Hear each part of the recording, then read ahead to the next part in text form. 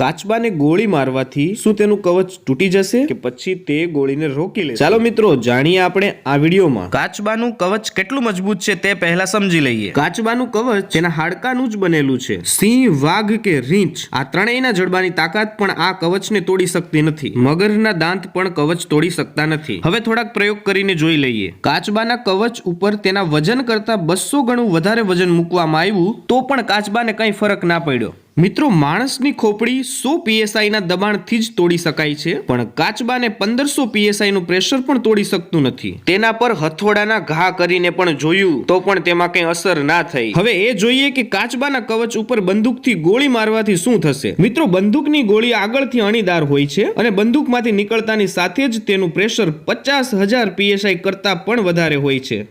એટલે જો કાચબાના કવચ ઉપર ગોળી મારવામાં આવે ને તો તે ગોળી કાચબાના કવચની આર પાર નીકળી જશે।